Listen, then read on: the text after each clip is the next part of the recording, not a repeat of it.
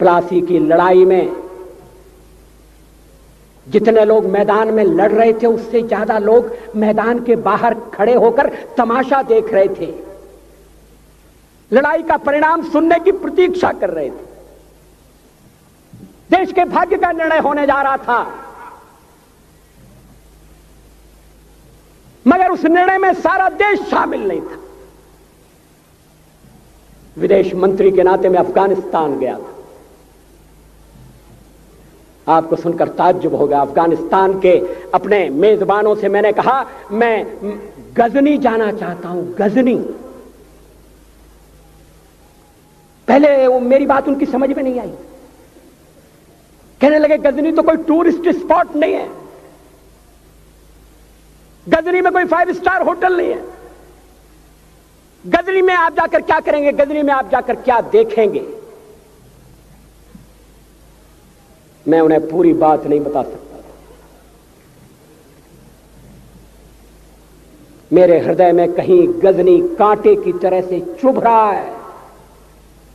जब से मैंने गजनी से आए एक लुटेरे की कथा पढ़ी है और किशोरावस्था में पढ़ी है, मैं देखना चाहता था वो गजनी कैसा है। आपको सुनकर ताज्जुब होगा, महमूद गजनी का अफगानिस्तान के इतिहास में कोई स्थान नहीं है।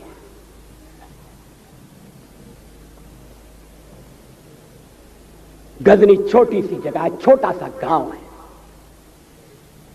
कल्पना करिए सैकड़ों साल पहले वहां धूल उड़ती थी, झोंपड़ियां थी, मगर एक लुटेरा लुटेरों को इकट्ठा करता हुआ सोने की चिड़िया को लूटने के लिए चला आया। आपस की फूट से जो राजा है वो लड़ेगा, जो क्षत्रिय है वो लड़ेगा। हमने समाज के बहुत बड़े वर्ग को लड़ने के अधिकार से वंचित कर दिया। हमने उन्हें हथियार नहीं उठाने दिए। मार्शल नॉन मार्शल के आधार पर हमने समाज को बांट दिया। वो लुटेरा सोमनाथ के मंदिर तक चला गया। पुजारी देखते रहे। मंदिर की पूजा भक्तों को करना पड़ती है। मंदिर तो एक प्रेरणा का केंद्र है। मैं देशपांडे जी की तरह से नास्तिक नहीं हूं, मगर उनकी नास्तिकता में भी जो आस्तिकता है मैं उसका आदर करता हूं, उसका सम्मान करता हूं। वो जिस आत्मविश्वास से नास्तिक होने की बात कहते हैं,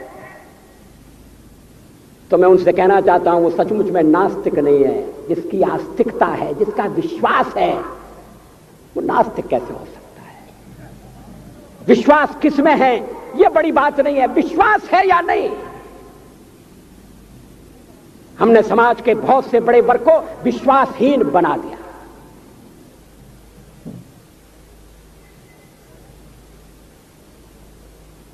लोगों ने हथियार नहीं उठाए, वेद पढ़ने के दरवाजे बंद कर दिए। इसलिए हम पादाक्रांत हुए। अफगानिस्तान में मैंने एक बात और देखी। मुझे जिस होटल में ठहराया गया उसका नाम था कनिष्क। अफगानिस्तान एक मुस्लिम देश है। मुझे बड़ा ताज्जुब हुआ। मैंने कहा कनिष्क यहां कहां से आया? तो मेरे साथ अफगानिस्तान के विदेश मंत्री थे। मैंने कहा कनिष्क आपका कौन लगता है? कनिष्क से आपका क्या संबंध है? कहने लगे कनिष्क हमारा पूर्वज है, कनिष्क हमारा पुरखा है। He was one of our forefathers। मैंने कहा तब तो हमारे आपके पुरखे एक हैं। अफगानिस्तान के लोगों ने उपासना पद्धति बदली है, संस्कृति नहीं बदली। आज के भारत के परिवेश में यह सुनने के बाद थोड़ा विचित्र लगता है। हमारे यहां तो धर्मांतरण के साथ राष्ट्रांतरण होता है, ऐसा दृश्य दिखाई देता है। पड़ोसी देशों में ऐसा नहीं हुआ। अभी राम जन्मभूमि का मामला चल रहा है। एक विदेशी आए, कहने लगे राम जन्मभूमि का क्या झगड़ा है? हमने कहा इस पर विवाद हो रहा है कि श्री राम कहां पैदा हुए थे, और जहां पैदा हुए थे वो स्थान उनके मंदिर के लिए प्रयुक्त किया जाए या न किया जाए। वो इंडोनेशिया से आए थे, वो मुसलमान है। कहने लगे हम तो समझते थे कि राम के लिए सारे भारत में आदर होगा, सम्मान होगा। हमने कहा ये आपने कैसे समझा?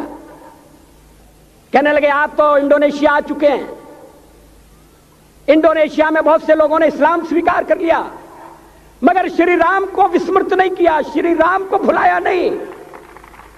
इंडोनेशिया के बाली द्वीप में 1 महीने रामायण की लीला होती है। मैं उस समारोह में जा चुका हूं। उस समय भी विदेश मंत्री मेरे पास बैठे थे। मैंने कहा ये रामायण ये क्या हो रहा है? मैंने कहा एक्सीलेंसी ये मंच पर क्या हो रहा है? कहने लगे एक्सीलेंसी आपको पता होना चाहिए। हमने कहा मुझे तो पता है मगर मैं जानना चाहता हूं। कहने लगे ये रामायण है, ये राम है, ये लक्ष्मण है, ये सीता है। हमने कहा इनसे आपका क्या संबंध है?